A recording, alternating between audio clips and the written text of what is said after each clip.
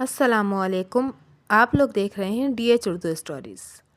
आप सबसे गुजारिश है, अगर आप लोग मेरे चैनल पे नए हैं तो प्लीज़ मेरे चैनल को लाइक शेयर एंड सब्सक्राइब करें और साथ ही दिए गए बेल आइकॉन के बटन को प्रेस कर दें ताकि मेरी हर नई आने वाली वीडियो आप तक पहुंच सके। उम्मीद करती हूं कि आज की ये कहानी आपको पसंद आएगी। मेरा नाम फैज़ान है और हम 3 भाई और 1 बहन है।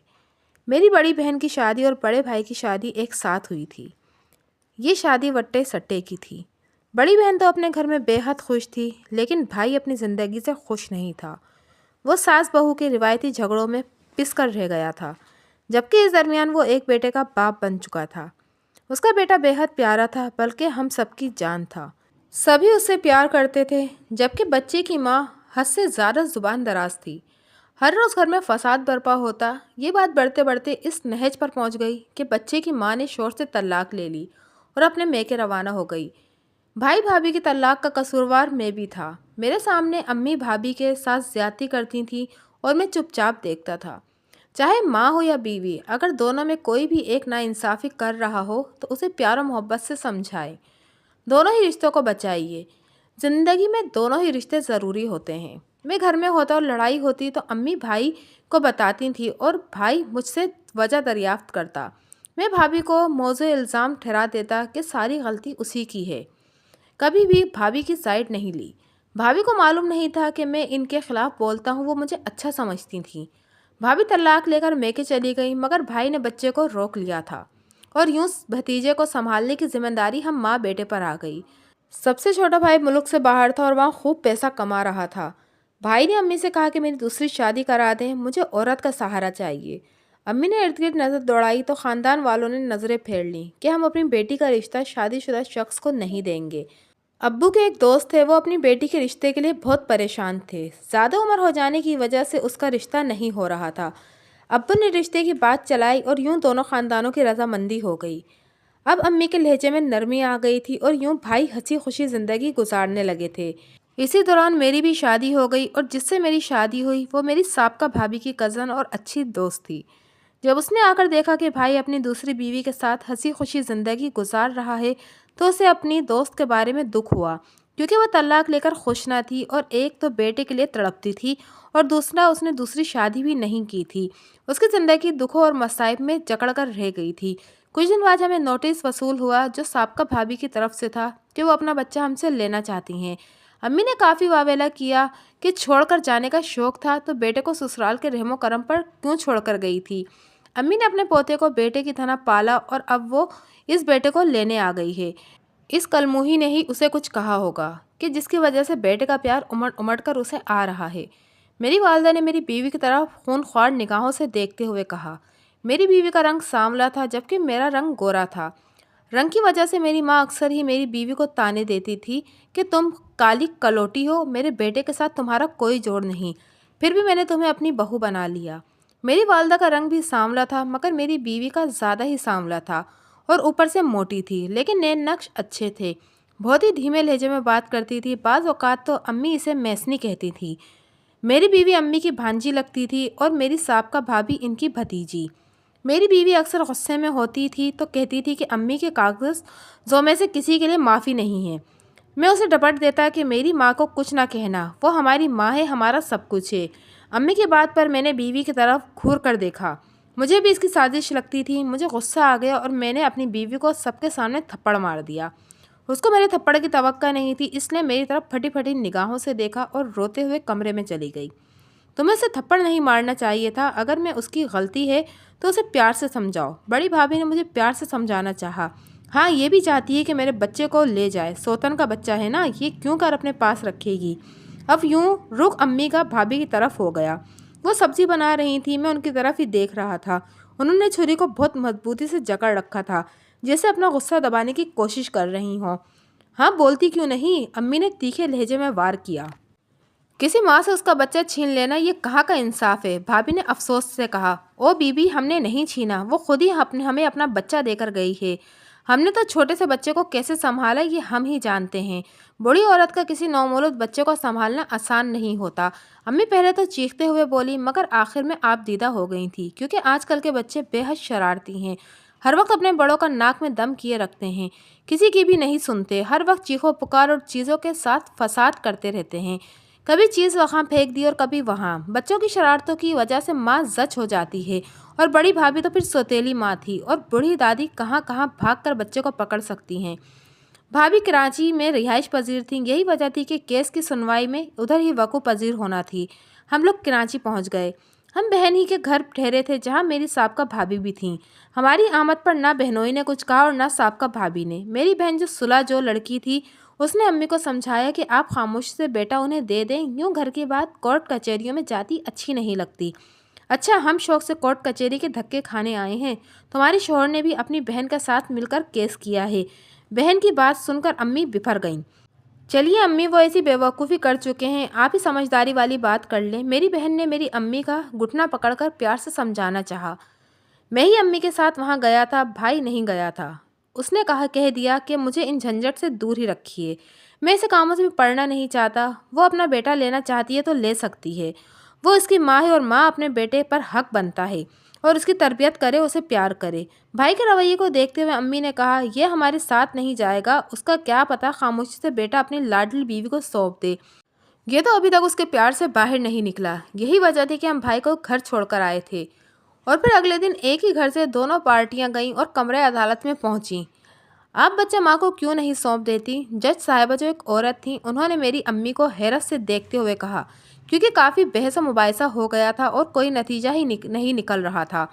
دیکھیے جج صاحبہ، جب بچے کی ماں کو ضرورت تھی تب تو ماں چھوڑ کر اسے رنگ رلیاں منانے کو نکل گئی، اب کیوں بچے کو لیے بلک رہی ہے؟ امی نے حقارت سے سابقہ بھابھی کو دیکھتے ہوئے کہا۔ رنگ رلیاں کو حیرت سے دہراتے ہوئے بھابھی نے کہا، آپ ان سے پوچھیے کہ بیٹے کی ہستی بستی زندگی میں آگ گھولی کس نے؟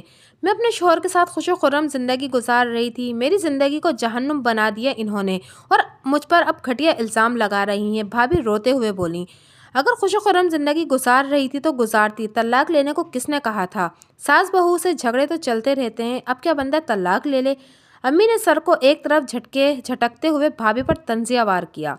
میری ماں کو لگتا تھا کہ جھگڑا کرنا ان کا حق ہے، وہ کہتی تھی کہ مسئلے مسائل تو چلتے رہتے ہیں، بہو کو چاہیے کہ وہ بس خاموش رہے اور خاموشی سے ہر بات سہ جائے، بہو کو بولنے کا حق نہیں ہوتا، وہ بس یہی سمجھتی تھی، اور میں ماں کا ایسا بیٹا تھا جو صحیح غلط میں ان کا ساتھ دیتا تھا۔ بچہ ماں کے پاس جائے گا، اگر ماں دوسری شادی کرے گی تو سسرال کے پاس واپس آئے گا، ورنہ بچے پر حق اس کی ماں کا ہے۔ جج نے ایک نظر امی کو دیکھا اور ضبط کرتے ہوئے فیصلہ سنا دیا۔ یوں لگتا تھا جیسے اسے امی پر غصہ آ رہا ہو، جیسے وہ دبانے کی کوشش کر رہی ہو۔ خیر پہلی سنوائی میں بچہ ماں کو مل گیا، ابھی تو وہ صرف 2 سال کا تھا، اور 2 سال کے بچے کو کسی کا اتنا کیا پتہ ہوتا ہے۔ جج کا فیصلہ ٹھیک تھا یا غلط، میری ماں کو ان سے کوئی غرض نہیں تھی، انہیں تو غصہ تھا کہ اس نے ان کا پوتا چھین لیا ہے، اور وہی اس درد کو بہت مشکل سے سہ رہی تھی۔ عدالت میں کھڑے کھڑے ان کی آنکھیں سرخ ہو گئی تھیں۔ اس کی شادی نہیں ہونی، جس عاشق کے پیچھے اس نے گھر چھوڑا، اس نے اسے اپنایا ہوتا تو یہ میرا بچہ مجھ سے نہ چھینتی۔ امی اونچا چیختے ہوئے بولیں۔ بھابھی بچے کو لے کر باہر نکل گئیں۔ میری بہن نے امی کو خاموش رہنے کو کہا۔ تم اپنے سسرال سے ڈرتی ہوں گی، میں نہیں ڈرتی کسی سے۔ امی نڈر تھیں، اس لیے نڈر ہو کر بول رہی تھیں۔ ابھی ہم کمرے عدالت میں ہی کھڑے تھے کہ پولیس والے آئے اور انہوں نے ہمیں باہر نکال دیا۔ ایک پولیس اہلکار بولا، اے بی بی، یہاں واویلا نہ کرو، گھر جا کر جھگڑے فساد کرو، تمہیں میں جھگڑے فساد کرنے والی لگتی ہوں؟ امی نے اس پولیس والے کے قریب ہو کر ہنکارا بھرتے ہوئے کہا، اے بی بی، تجھے جیل میں ڈال دینا ہے، تیرے اندر کا سارا پاگل پن ختم ہو جائے گا۔ پولیس والا امی کے اس رویے پر مجتاب ہو کر طیش میں آ گیا۔ پلیز معاف کر دیجیے، امی کی طبیعت ٹھیک نہیں ہے اس لیے ایسا کرتی ہیں۔ میری بہن جلدی سے پولیس والے کے سامنے آ گئی اور ہاتھ جوڑ کر التجا کرنے لگیں۔ میں تو بس کٹ پتلی تھا جو ماں کے اشارے پر ناچتا تھا اور بولتا تھا، جو ماں کہہ دیتی وہی میرے لیے پہلی اور آخری بات ہوتی تھی۔ ہم لوگ گھر آئے تو میری سابقہ بھابھی بچے کو سرشاری کیفیت سے اٹھائے گول مول گھما رہی تھی۔ میری امی نے ان کی طرف ایک اچڑتی نگاہ ڈالی اور میری بہن کے کمرے میں چلی گئیں۔ ہمارا سارا سامان وہیں موجود تھا۔ امی نے خاموشی سے اپنا سامان پیک کیا۔ میری بہن کہتی رہ گئی کہ رک جائیں، ابھی تو دن نہیں ہوئے ہیں اور پنجاب سے آنا جانا تھکا دیتا ہے، تھکاوٹ تو اتار لیں۔ میں ٹھیک ہوں، تم اپنا سسرال سنبھالو اور شکر کرو۔ تمہیں ساتھ چلنے کو نہیں کہا، اگر مجھے رکنے کو کہا تو تمہیں ساتھ لے جاؤں گی۔ امی نے اپنی انگلی اٹھا کر بہن کو تنبیہ کی، جسے سن کر وہ خاموش ہو گئیں۔ اس کے 2 جڑواں بیٹے تھے اور وہ اپنے گھر میں خوش تھی۔ وٹے سٹے کو اس کے سر پر مسلط کرنے والے اس کے سسرال والے نہ تھے اور نہ ہی شوہر ایسا تھا۔ حتیٰ کہ نن نے بھی اسے کچھ نہیں کہا تھا، کیونکہ وہ جانتی تھی کہ اس میں اس کا کوئی قصور نہیں۔ بہن تو ماں کو سمجھاتی تھی کہ وہ بہوؤں سے نہ لڑا کریں، خود بھی خوش رہیں اور ان کو بھی خوش رکھیں، لیکن ماں صاحبہ اس کی بات سنتی ہی کب تھیں۔ امی نہ جانے اپنی بہوؤں سے کس بات کا بدلہ لیتی تھیں۔ ماں کی دھمکی سن کر میری بہن خاموش ہی رہی۔ اسے لگا کہ خاموش رہنے میں ہی عافیت ہے۔ اس نے مجھے سمجھایا، دیکھو چھوٹے، وہ ہماری ماں ہے اور ہم ماں کو غلط نہیں کہہ سکتے، لیکن ان کو پیار محبت سے سمجھا تو سکتے ہیں۔ تم ماں کو سمجھاؤ کہ وہ بھابھیوں کی باتوں میں کم بولا کریں، اگر بہو میں کوئی بات ہے تو پیار سے سمجھائیں، غصے سے بات نہ کیا کریں کہ وہ گھر چھوڑنے پر مجبور ہو جائیں۔ اور کوئی بھی لڑکی اپنا گھر نہیں چھوڑنا چاہتی، وہ تو تم سے اٹیچ ہیں، انہیں پیار سے علیحدہ بیٹھ کر سمجھاؤ۔ میری بہن نے میرا کندھا پیار سے تھپتھپاتے ہوئے سمجھایا۔ میں ماں کو کیسے سمجھا سکتا ہوں؟ میں نے بہن کی طرف دیکھتے ہوئے سوال کیا۔ جسے سمجھاتے ہیں، وہ مجھے گھورتے ہوئے بولی۔ ماں کو سمجھانا گستاخی ہوتی ہے، میں نے منہ پھلا کر کہا۔ مجھے بہن کی بات اچھی نہیں لگی تھی۔ ماں کے ساتھ بدتمیزی کرنا گستاخی ہوتی ہے، پیار سے سمجھانا گستاخی کے زمرے میں نہیں آتا۔ میری بہن نے دانت پیستے ہوئے جواب دیا، تو آپ خود سمجھا لیں۔ میں یہ کہہ کر فون پر گیم کھیلنے لگا۔ میں انہیں سمجھاؤں تو وہ سمجھتی ہیں کہ میں اپنے سسرال والوں کی سائڈ لے رہی ہوں، بہن نے افسردہ لہجے میں کہا، اور پھر بات جاری رکھتے ہوئے بولی، جبکہ میں اس لیے سمجھاتی ہوں کہ کہیں اللہ کی پوچھ میری ماں کو اذیت میں نہ ڈال دے، کیونکہ وہ رب زیادتی کرنے والوں کو معاف نہیں کرتا۔ میری بہن کہہ کر رونے لگی۔ میں نے اسے دلاسا دلایا کہ اچھا، میں سمجھاؤں گا۔ کچھ دیر کے بعد ہم وہاں سے نکل آئے۔ اسٹیشن پر بیٹھے تھے کہ امی نے کہا، میں سوچ رہی تھی کہ ہم اس ٹرین میں نہیں بیٹھتے۔ امی نے کچھ سوچتے ہوئے کہا، جیسے کچھ گہرا کچھ سوچ رہی ہوں۔ بسوں میں آپ تھک جائیں گی، کیسے جائیں گی؟ میں نے تعجب سے سوال کیا۔ ابھی والی ٹرین میں نہیں جاتے، رات 2 بجے ایک ٹرین آتی ہے، اس پر چلیں گے۔ مغرب کی اذانیں ہونے والی تھیں جب امی کہہ رہی تھیں، تبھی ٹرین اسٹیشن پر داخل ہوتی ہوئی دکھائی دی۔ اب ٹرین تو آ گئی ہے، ہم بیٹھتے ہیں۔ رات کے 2 بجے کو کیوں جانا؟ میں حیرت سے ماں کو تکنے لگا۔ چپ کر کھڑے رہو۔ میری ماں نے زور سے میرا بازو پکڑا اور زبردستی مجھے بینچ پر بٹھا دیا۔ میں نے جیب سے فون نکالا تو میری بیوی کا فون آ رہا تھا۔ میں ہونکوں کی طرح کبھی فون کو، کبھی ٹرین کو اور کبھی ماں کو دیکھ رہا تھا۔ ان 3 ٹرائی اینگلز میں پھنس گیا تھا۔ فون اٹینڈ کرو اور اسے بتاؤ کہ ہم ٹرین میں بیٹھنے لگے ہیں، بعد میں بات کرو۔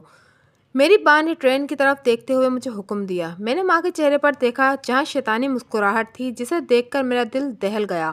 نہ جانے کیا کھچڑی میری ماں کے دماغ میں پک رہی تھی۔ ہم تو ٹرین میں نہیں بیٹھ رہے، میں نے ڈرتے ڈرتے امی سے کہا۔ جتنا کہوں اتنا کیا کرو، میرے سے سوال جواب نہ کیا کرو، غصے سے کہہ کر پھر سوچ میں غرق ہو گئیں اور میں نے فون اٹینڈ کر کے بیوی کو کہا، ہم ٹرین میں بیٹھ رہے ہیں، پھر بات کرتا ہوں۔ اوکے۔ میری بیوی ٹرین کی آواز سن چکی تھی، اس لیے فون بند کر دیا۔ میں وجہ پوچھ سکتا ہوں کہ ہم ٹرین میں کیوں نہیں بیٹھے؟ ٹرین کے جانے کے بعد میں نے امی سے سہمے ہوئے لہجے میں سوال کیا، کیونکہ مجھے اپنی ماں سے خوف محسوس ہو رہا تھا اور لگ رہا تھا جیسے کچھ بہت برا ہونے والا ہے، کسی بڑی گڑبڑی کی طرف نشاندہی ہو رہی تھی۔ ہم سعدیہ کے گھر واپس جائیں گے، امی ایک عزم سے کہہ کر بینچ سے اٹھ گئیں۔ آپ ہی کے گھر؟ کیوں؟ چھوٹے کو لینے۔ سعدیہ میری بہن کا نام تھا اور ابھی ادھر ہی سے آئے تھے۔ امی نے عجیب سی الجھن میں ڈال دیا تھا۔ نہیں، چھوٹے کو لینے نہیں، وہ اپنی ماں کے پاس رہے۔ امی سامان اٹھانے لگ گئیں۔ پھر کیا لینے؟ میں نے زبان اپنے ہونٹوں پر پھیری، کچھ انہونی ہونے لگی تھی۔ تمہاری سابقہ بھابھی کو سبق سکھانے، امی نے ہر لفظ کو زور دیتے ہوئے کہا اور میرا ہاتھ تھامے اسٹیشن سے باہر نکل آئیں۔ امی، کسی کے ساتھ زیادتی نہیں کرنی چاہیے، رب کی پکڑ بہت بری ہوتی ہے۔ میں نے ماں کو سمجھانا چاہا، تم فکر نہ کرو، تمہاری بیوی کے ساتھ زیادتی نہیں کرتی۔ امی کو لگا شاید اپنی بیوی کی وجہ سے میں سائڈ لے رہا ہوں، بیوی کے بارے میں سوچا ہی نہیں تھا۔ میں تو بہن کی وجہ سے سمجھانے کی کوشش کر رہا تھا۔ مجھے اپنی بیوی کی فکر ہی کب تھی، مجھے بس ماں کی فکر تھی۔ باقی سب رشتوں کو پیچھے کر دیا تھا، بس جو ماں نے کہہ دیا میرے لیے وہی اہم تھا۔ مجھے بیوی کا ڈر نہیں، اللہ کا ڈر ہے، میں نے ماں کو کہا۔ اگر میں اپنی شادی سے پہلے ہی ماں کو سمجھاتا تو شاید ماں سمجھ جاتی، مگر اب تو انہیں یہی لگنا تھا کہ میں اپنی بیوی کی وجہ سے ہی سب کہہ رہا ہوں کہ کہیں بھابھی کے بعد میری بیوی کی باری نہ آ جائے۔ مجھے پتہ نہیں کیوں محسوس ہو رہا تھا جیسے میں نے اپنے پیروں پر خود کلہاڑی ماری ہے۔ اگر شروع سے ہی سب قابو میں کر لیتا تو وہ نہ ہوتا جو میرے ساتھ ہوا تھا، جس کی سزا میں بھگت رہا تھا۔ خیر، ہم لوگ 2 گھنٹوں کا سفر کر کے اسٹیشن پر آئے تھے اور اب 3 گھنٹوں کے بعد پھر سفر کر کے ہم بھابھی کے گھر واپس والے پارک میں موجود تھے، جہاں ان کا گھر صاف دکھائی دیتا تھا۔ ہم نے راستے میں ہی کچھ کھا پی لیا تھا اور اب اس انتظار کر رہے تھے کہ کب لائٹیں بند ہوں اور کب ہم گھر کے اندر جائیں۔ رات کو 10 بجے گھر کی ساری بتیاں بند ہو گئیں، ہر طرف اندھیرا چھا گیا تھا، صرف ایک ہی لائٹ آن تھی، گھر کے باہر جو لگی ہوئی تھی۔ سب کے سو جانے کے بعد میری ماں نے مجھے گھر کے اندر داخل ہو کر تالا کھولنے کو کہا۔ میں نے پہلے انکار کیا، لیکن جب ماں نے زبردستی جانے کو کہا تو دیوار پھلانگ کر میں اندر داخل ہو گیا۔ اسی دوران میرا حلق خشک ہو چکا تھا اور پانی کی طلب ہو رہی تھی۔ میرا دل کیا کہ کچن جا کر پانی پی لوں، لیکن پھر امی کا خیال آیا جو اکیلی باہر کھڑی میرا انتظار کر رہی تھیں۔ میں نے آہستہ آہستہ قدموں سے ایک مین گیٹ پر پہنچ کر گیٹ کھول دیا۔ امی گھر میں داخل ہوئی اور پھر ہم آگے بڑھے۔ گھر میں داخل ہوتے ہی چھوٹی سی راہداری تھی جہاں سے گزر کر اندر جانا تھا۔ بہت ہی آرام سے قدم رکھتے ہوئے ہم اندر داخل ہوئے۔ سب سو رہے تھے، لیکن چھوٹے کی رونے کی آواز آ رہی تھی۔ وہ امی کے ہاتھوں سے مانوس تھا، انہی کا لمس محسوس کرتا تھا، انہی سے سوتا تھا۔ بھابھی کو اسے چپ کروانے میں مشکل پیش آ رہی تھی۔ 2 کمرے چھوڑ کر سیڑھیاں تھیں اور میں ایک میری بہن اور اس کا شوہر موجود تھا اور دوسرے میں اس کی ساس سسر موجود تھے۔ ہم احتیاط سے قدم اٹھاتے کمروں کے سامنے سے گزرے اور پھر سیڑھیاں چڑھ کر اوپر گئے۔ سیڑھیاں چڑھتے ہی سامنے ایک کمرہ تھا، اس کمرے کے ساتھ دوسری طرف بھابھی کا کمرہ تھا۔ میں امی کو روکنے کی کوشش کرتا تو امی میری بات سنی ان سنی کر دیتی۔ پتہ نہیں کیوں آج میرا ضمیر جاگ رہا تھا، یا تو آپ ہی کی باتوں کا اثر تھا یا پھر اس بات کا کہ میں خود باپ بننے والا تھا۔ جب انسان خود ماں باپ بنتا ہے اسے تبھی دوسرے والدین کا احساس جاگتا ہے، اور یہی کیفیت میرے ساتھ ہو رہی تھی۔ دل زوروں سے دھڑک رہا تھا کہ نہ جانے اب کیا ہو جائے۔ ہم نے بھابھی کے کمرے کا دروازہ کھٹکھٹایا تو بھابھی نے بنا پوچھے دروازہ کھول دیا۔ شاید ان کے خیال میں آیا کہ وہ ان کی والدہ بچی کی آواز سن کر آئی ہیں۔ ہمیں دیکھ کر ان کے ماتھے پر بل پڑ گئے۔ آپ لوگ تو چلے گئے تھے؟ ان کے چہرے پر حیرانی کی پرچھائیاں نمایاں تھیں۔ میری امی کے چہرے پر کمینی سی مسکراہٹ آئی اور پھر انہوں نے ان کے اوپر پتہ نہیں کیسی دوائی کا چھڑکاؤ کر دیا۔ مجھے ایسا لگا کہ پہلے سے تیاری کر کے آئی تھی۔ امی نے بھتیجا مجھے پکڑایا اور اپنے دوپٹے کو کسی کراس کے اپنے ارد گرد لپیٹا اور پھر بھابھی کے چہرے پر 5-6 تھپڑ رسید کیے اور بالوں سے پکڑ کر گول گول گھمانے لگ گئیں۔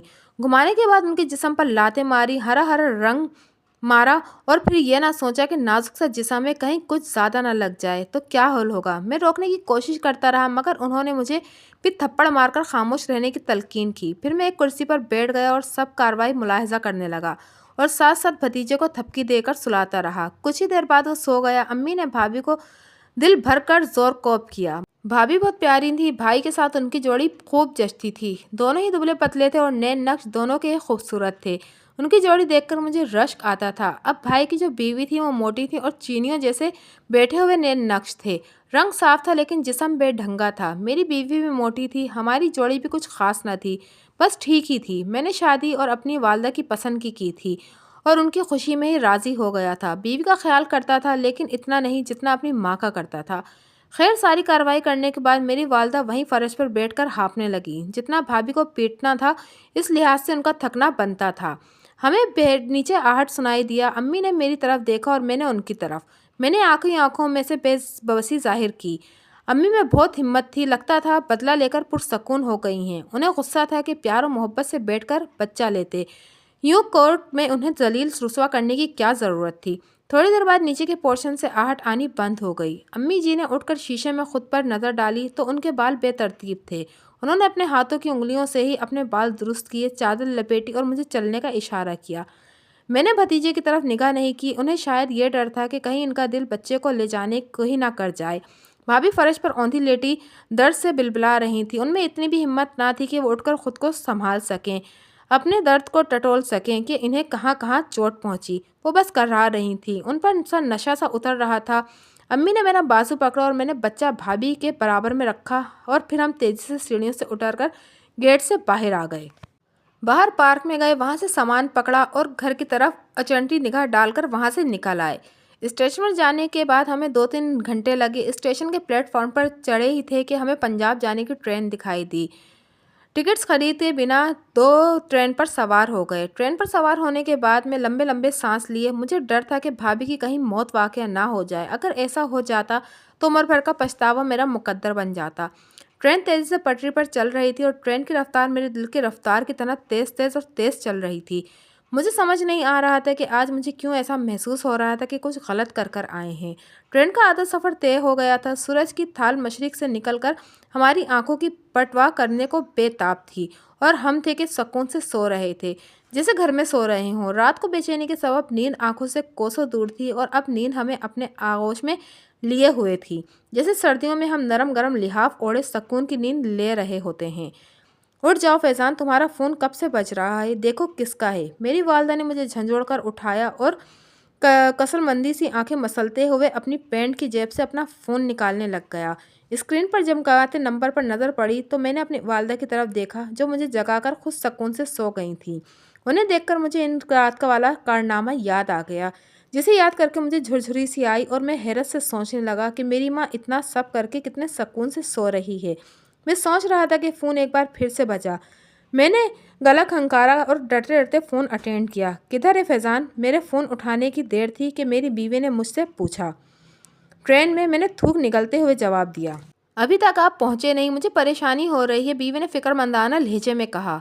मैं तो सोच में पड़ गया कि अब मैं क्या जवाब दूँ। मुझे डर था कि कहीं मेरे मुँह से सच की बात ना बाहर आ जाए और अगर ऐसा हुआ तो मेरी वालदा वही हाल मेरा करेंगी जो भाभी का किया था। रास्ते में ट्रेन का इंजन ख़राब हो गया था, इसीलिए देर हो गई। बस 3 घंटे तक पहुंच जाएंगे, मैंने खुद का एतमाद बहाल करते हुए जवाब दिया। ठीक है, मेरी बीवी ने थोड़ी और बातें की और फ़ोन बंद कर दिया। फ़ोन बंद करने के बाद फिर से सोच में पड़ गया और अब सोच रहा था कि मेरी बीवी ने भाभी के बारे में कोई सवाल नहीं किया। क्या अभी इसे वहाँ की कोई खबर नहीं आई? क्या भाभी ठीक हैं? अभी कुछ हुआ तो नहीं, या फिर ज़्यादा तबीयत ना ख़राब हो? खुदा खैर करे। मैं बार बार उनके लिए दुआएं मांग रहा था कि वो बिल्कुल ठीक हों, उन्हें कुछ भी ना हो। अब उनके पास उनका बेटा था और बच्चे के लिए उसकी माँ बेहद ज़रूरी होती है। जब हम घर पहुँचे उस वक्त दोपहर हो चुकी थी। घर पहुँचकर हमें खबर मिली कि साबका भाभी अस्पताल में है, उन्हें किसी ने बहुत मारा है और वो अम्मी का नाम ले रही हैं। अम्मी का ये सुनते ही सर दर्द में दुपट्टा बांध कर और रोने लग गईं कि वो अपनी भतीजी को कैसे मार सकती हैं। जब वो उसकी बहू थी तब हाथ ना उठाया, अब कैसे कर सकती हैं। मेरी बीवी मुझे और मेरी अम्मी को मशकूक नज़रों से देख रही थी, इसलिए कि यूं देखने में मैंने मुंह मोड़ लिया और फिर जल्दी से उठकर अपने शूज़ उतारने लग गया। अम्मी अपनी बात पर कायम थी कि हमें कुछ मालूम नहीं, हम तो वहाँ से असर के निकले हुए हैं, हम नहीं जानते कि उसे किसने मारा। हो सकता है खुद ही मारा हो और खुद ज़ख्मी होकर हम पर इल्ज़ाम लगा रही हो। मेरी वालदा की बात सुनकर मेरी बीवी खामोश ही रही और जाकर किचन में काम करने लग गई। उसके वहाँ से जाते ही अम्मी ने रोना बंद किया और बेड पर लेट गईं। कम बख्त ना आते ही अदालत लगा ली, आराम भी करने ना दिया। अम्मी ने बड़बड़ाते हुए कंबल अपने ऊपर ओढ़ा और सो गईं। अल्लाह ने मुझे बेटी और भाई को दूसरी बीवी के बेटे से नवाजा। घर में अब सुकून रहने लगा था। अम्मी अब बहुत कम से बहू को कुछ कहती थीं। उनका ज़्यादातर वक्त घर से बाहर गुजरता था। हमारे घर के साथ एक घर छोड़कर अम्मी की दोस्त का घर था और उसके बेटों की शादी थी। अम्मी उधर तैयारी में मसरूफ़ थीं। घर के काम मेरी बीवी और भाभी खुश असलूबी से सरअंजाम दे रही थीं।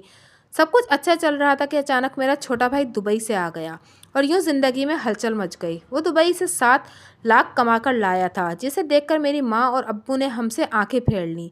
अम्मी मुझसे बहुत प्यार करती थी, लेकिन छोटे की बातों में आकर उन्होंने मुझे बातें सुनाना शुरू कर दी। मैं और बड़ा भाई दुकान संभालते थे, लेकिन अब अम्मी और अब्बू को हम वेले लगते थे। मेरे बड़ी भाभी से अम्मी का झगड़ा होने लग गया। हर वक्त घर में फसाद शुरू रहता था। भाई ने गुस्से से आकर भाभी को घर से निकाल दिया। उन्हीं दिनों बेटी के बाद मेरे बेटे की पैदाइश हुई और मुझसे भी दोहरी जिम्मेदारी आयद हो गई। अब्बू को मुझ पर तरस आया और उन्होंने दुकान मुझे सौंप दी। भाभी को घर से निकाले 3 माह हो गए थे। भाई इससे मिलने नहीं जाते थे। मोहल्ले वालों ने उनके घर वालों को समझाना चाहा कि ऐसे दूसरों की बेटियों के साथ नहीं करते। हम कभी आप लोगों के घर के मामलात में दखल अंदाजी करते हैं जो आप लोग हमारे मामलात में दखल अंदाजी कर रहे हैं। अब्बू इतनी बुरी तरह लोगों के लताड़ते थे कि वो दोबारा कुछ नहीं कहते थे। भाभी की वालदा बेटी की परेशानी में दिन ब दिन घुलती जा रही थी, बेहद परेशान थीं। वो घर आकर हाथ भी जोड़ती कि उनकी बेटी को साथ ऐसा ना करें, वो आपके पोते की माँ है। मगर उनकी आह बका कोई ना सुनता। एक कान से सुनकर लेते और दूसरे कान से बाहर निकाल देते थे। भाभी की वालदा इसी परेशानी में ज़िंदगी को खैराबाद कहकर फौत हो गईं। भाभी बहुत रोईं। आप ही ने बड़े भाई को फ़ोन करके समझाया कि अपनी ज़िंदगी दोबारा ख़राब ना करो। جاؤ بیوی کو حوصلہ دو، اسے تمہارے کاندھے کی ضرورت ہے۔ جیسا میری ماں کو ہونا چاہیے تھا ویسے میری بڑی بہن تھی، اس کا سسرال اچھا تھا، اس لیے وہ ہمیں بھی سمجھاتی تھی اور کہتی تھی کہ میرا دل کرتا ہے جیسے میں اپنے گھر میں بے حد خوش ہوں ویسے یہ لڑکی اپنے گھر میں خوش باش رہے، اور اس لیے مرد کو چاہیے کہ وہ اپنی بیوی کو خوش رکھے۔ بھائی بھابھی کے پاس گیا اور حوصلہ دیا۔ بھابھی نے لڑائی تو کی مگر مان گئی۔ عورت تو مرد کے دو بول سے پگھل جاتی ہے۔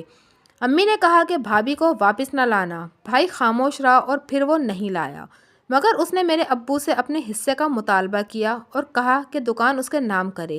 میرے چھوٹے بھائی نے کہا وہ دکان نہیں لینے دے گا، یہ دکان اس کی ہے۔ اسی بات پر دونوں پر ہاتھا پائی کرنے لگ گئے۔ اسی چکر میں بڑے بھائی کا سر پھٹ گیا۔ لوگ تماشا دیکھ رہے تھے، کوئی بھی چھڑوانے کے لیے آگے نہیں بڑھا۔ جب میرے باپ نے کسی کی بات کی لاج نہیں رکھی تھی تو کسی کو کیا پڑی تھی کہ وہ پرائے پھڈے میں ہاتھ ڈالتا۔ پرائے پھڈے میں ہاتھ ڈالنے سے خود ہی پر کیچڑ پڑتی ہے، چاہے آپ دوسروں کو بچاؤ مخلص بن کر ہی کیوں نہ کریں، مگر زخمی آپ خود ہی ہوتے آتے ہیں۔ ان سب جھگڑے میں خود بھی زخمی ہو گیا۔ بھائی کو غصہ تھا کہ جب وہ اپنے والد سے بات کر رہا ہے تو چھوٹے بھائی کو کیا پڑی تھی کہ وہ بیچ میں ٹانگ اڑائے، اور پھر بابا نے اسے منع بھی نہیں کیا اور بولنے دیا۔ جب ماں باپ ہی اپنے بچوں میں انصاف نہ کریں تو دوسروں کی سے کیا بعید کہ وہ آپ کو انصاف دلا سکیں، اور جیسا ماں باپ کریں گے ویسے ہی اولاد بھی کرے گی۔ اگر آپ چھوٹے بچے کو سر پر چڑھا لیں اور اس کی ہر ناجائز جائز بات مانیں اور بڑوں کی فراموش کر دیں، تبھی احساس کمتری بچوں میں آتی ہے اور والدین سے بدتمیزی کرنے کے دائرے میں داخل ہو جاتا ہے اور پھر بغاوت پر اتر آتا ہے۔ بچے والدین سے ہی سیکھتے ہیں۔ جب والدین انصاف نہیں کریں گے تو آگے بچے کیسے رشتوں میں انصاف کر سکیں گے؟ بڑا بھائی اپنا حصہ لے کر علیحدہ ہو گیا اور اس نے اپنا کاروبار شروع کر لیا۔ امی چھوٹے بیٹے کا زیادہ خیال کرنے لگیں اور اس لیے لڑکی ڈھونڈنے لگ گئیں۔ میری بیوی بچوں کے ساتھ لگی رہتی تھی اور میں اپنے کاموں میں۔ ایک دن امی کی اور میری بیوی کی لڑائی ہو گئی۔ دونوں ایک دوسرے پر بہتان لگا رہی تھیں۔ میں گھر میں داخل ہوا تو یہ دیکھ کر سر پکڑ کر رہ گیا۔ جب دونوں میرے پاس آئیں اور کہا بتاؤ میں ٹھیک کہہ رہی ہوں نا؟ ماں خود کو ٹھیک کہے جا رہی تھی اور بیوی خود کو۔ میں اپنی ماں کو غلط نہیں کہہ سکتا تھا۔ ماں جیسی بھی ہو وہ ماں ہوتی ہے اور ہم ماں کو غلط کہہ کر گناہ گار نہیں ہو سکتے۔ میں نے بیوی کو خاموش ہونے کو کہا اور بولا جاؤ میرے لیے کھانا لاؤ، بھوک لگی ہے۔ میری بیوی میرے سامنے سے نہیں ہٹی۔ وہ بولی آج فیصلہ ہو کر رہے گا، یا تو تمہاری ماں یا پھر میں۔ عورت جب یہ فیصلہ کرتی ہے تو وہ یہ کیوں نہیں سوچتی کہ کل کو اس نے بھی ساس بننا ہے، چاہے اچھی بنے یا بری۔ اگر بہو آ کر ایسا فیصلہ کرنے کو کہے تو اس پر کیا بیتے گی؟ میں نے بیوی کے آگے ہاتھ جوڑے اور کہا خدا کے لیے بات ختم کرو اور جا کر کام کرو۔ میری بیوی ضد پر قائم رہی۔ بیویوں کا ساس کے ساتھ جھگڑے کرنے کا پتہ ہے، مگر یہ نہیں پتہ کہ جب مرد باہر سے تھکا ہارا لوٹے تو اس کو سکون دے، کھانا مہیا کرے، اس کے سامنے جھگڑے کی پوٹلی کھول کر نہ بیٹھ جائے۔ میری بیوی ضد کی دیوی بنی رہی اور میرے سامنے کھڑی رہی، اور یوں میں شیطان کے بہکاوے میں آ گیا اور غصے میں آ کر لال انگار آنکھوں سے بیوی کو دیکھا اور پھر ارد گرد نظر دوڑائی۔ نظر دوڑانے پر میری نظر پاس پڑی کانچ کی کولڈ ڈرنک کی بوتل پر پڑی اور میں نے وہ اٹھا کر بیوی کے سر پر دے ماری۔ میری ماں کو اس کی توقع نہیں تھی میں کہ میں ایسا کروں گا۔ اگر انہیں مجھ سے ایسی توقع ہوتی تو وہ شاید مجھے روک لیتیں۔ میری بیوی کو بوتل پڑی اور وہ بے ہوش ہو گئی۔ اسے بے ہوشی کی حالت میں نے ایک دو لاتیں ماری۔ میری ماں نے مجھے ایک طرف دھکا دیا اور جلدی سے میری بیوی کو سنبھالا، ہوش میں لانے کی کوشش کی، مگر شاید دیر ہو گئی تھی۔ بیوی کے سر سے خون نکلتا دیکھ کر میں بھی گھبرا گیا اور جو غصہ تھا وہ اب خوف میں تبدیل ہو گیا۔ میں نے والدہ کی طرف دیکھا کہ کیا کروں۔ مجھ سے پوچھ کر مارا تھا جو اب مجھ سے پوچھ رہا ہے۔ میری امی نے غصے سے مجھے کہا اور میرے والد صاحب کو آوازیں دینے لگیں۔ وہ آئے تو وہ بھی پریشان ہو گئے۔ انہوں نے جلدی سے فون کر کے ایمبولینس منگوائی اور میری بیوی کو اسٹریچر پر ڈال کر ایمبولینس میں ڈالا۔ لوگوں نے پوچھا کہ کیا ہوا؟ وہ بچوں نے ماں کے سر پر بوتل مار دی۔ آج کل کے بچے بھی شرارتی ہیں بہت۔ ابو نے ہکلاتے ہوئے لوگوں کی باتوں کا جواب دیا اور ہم اسپتال کے لیے نکل گئے۔ میری بیوی کا سر سے کافی خون بہہ گیا تھا۔ ڈاکٹرز نے ہمیں خون کی بوتلوں کا بندوبست کرنے کو کہا۔ میرے جتنے بھی جاننے والے تھے میں نے سبھی کو خون کے لیے فون کیا۔ سبھی نے میری مدد کی۔ میری بیوی کو ہوش نہیں آ رہا تھا اور یہ کافی تشویشناک بات تھی۔ میری امی بار بار مجھے سرزنش کر رہی تھی۔ میں خاموشی سے سنتا رہا، آج بھی اف نہ کی۔ اچھا بیٹا بننے کے چکر میں اچھا شوہر نہ بن سکا۔ میری بیوی کو 2 دن بعد ہوش آیا اور وہ اپنا ذہنی توازن کھو بیٹھی تھی، پاگل ہو چکی تھی، اور ایک پاگل انسان کی ہمارے گھر میں کوئی جگہ نہ تھی۔ ہمارے گھر میں تو صحت مند انسان کی جگہ بمشکل تھی، پھر پاگل انسان کی جگہ آسانی سے کیسے میسر آ سکتی تھی؟ میں اب پاگل خانے، گھر اور دکان کے چکر میں گھومتا رہتا ہوں۔ صبح اٹھ کر بیوی کو دیکھنے پاگل خانے جاتا تھا، پھر دکان پر جاتا تھا اور پھر گھر میں آ کر بچوں کو سنبھالتا تھا۔ میں جب گھر میں نہیں ہوتا تھا تو امی بچوں کو سنبھال لیتی تھیں۔ اب وہ خود گمسم رہتی تھیں۔ چھوٹے نے شادی کرنے سے انکار کر دیا تھا۔ وہ کہتا تھا کہ میں نہیں چاہتا کہ میرا گھر بھی اجڑے، اس لیے میں گھر ہی نہیں بساتا۔ وہ دوستوں کے ساتھ وقت گزارتا، اسے گھر کی کوئی فکر ہی نہیں تھی۔ امی جہاں بیٹھی ہوتی وہاں بیٹھے سوچوں میں گم رہتی۔ ایک دن انہوں نے سابقہ بڑی بھابھی کو فون کر کے معافی مانگی تھی۔ دوسری بڑی بھابھی نے گھر واپس آنے سے انکار کر دیا تھا۔ میں بھی آدھی ادھوری زندگی بسر کر رہا تھا۔ میں وہ انسان ہوں جس نے اپنے پاؤں پر خود کلہاڑی ماری تھی۔ اگر میں بیوی کو پیار سے ہینڈل کر لیتا یا کچھ ایسا کرتا جس سے میری ماں اور بیوی نہ لڑتے، کچھ اچھا سوچ لیتا تو آج پاگل خانے کے چکر نہ کاٹتا۔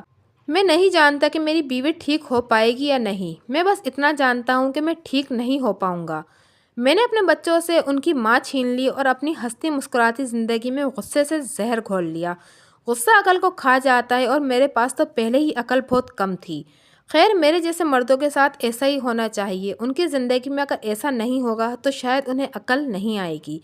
رشتے خلوص سے، محبت سے اور انصاف سے چلتے ہیں۔ اگر رشتوں میں انصاف کیا جائے تو ہر مصائب جھیلنے میں آسانی رہتی ہے۔ آپ سب سے میرے لیے دعا کیجیے کہ میرا رب مجھے اور میری ماں کو دوسروں کے ساتھ کی گئی ناانصافیوں کو بھلا کر ہمیں معاف کر دے اور ہماری زندگی سہل کر دے، ہمیں سکون مہیا کر دے۔ آمین۔